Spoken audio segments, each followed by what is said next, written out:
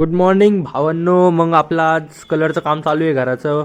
चिकू भाऊचं लग्न जवळजवळ येत आहे, तर सगळ्या घराला रंगरंगोटी करायचा कार्यक्रम चालू आहे मस्तपैकी. सकाळी सकाळीच लोक येऊन बसले होते. त्यात रियानला बोलवलं मी. रियान काहीतरी थैली भरून घेऊन आला होता. रियाननी मग गोट्या गिट्या आणल्या होत्या. लहानपणच आठवलं मला, हे गोट्या पाहून लय खेळलेले पहिली गोट्या मस्तपैकी. मग आज जायचे आपल्याला कपडे घ्यायला. तर मग मी खूप वेळ वाट पाहिली, घरचे कधी येते. पप्पा मी बाहेर गेलेले होते, लय वेळ वाट पाहिली. काम पाहा म्हणला, शेजारच्याचं काय काम चालू आहे, घर पाडलं त्यांचं. तिकडे जाऊन बसलो थोड्या वेळ. मग पार्किंगमध्ये येऊन बसलो.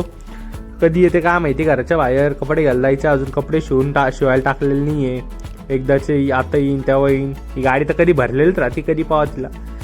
त्यानंतर मग भाऊ आला बाहेर. मग एकदाचे सगळे यायला लागले. मग जायचे आता आपल्याला कपडे घेण्यासाठी मस्तपैकी आज.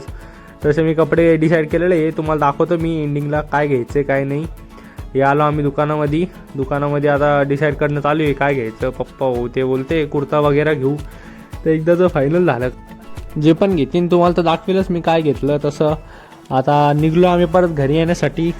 बघूया आता काय होतं काय नाही. तसे एव्हरीडे ब्लॉग्स येणार ते आता रोजचे.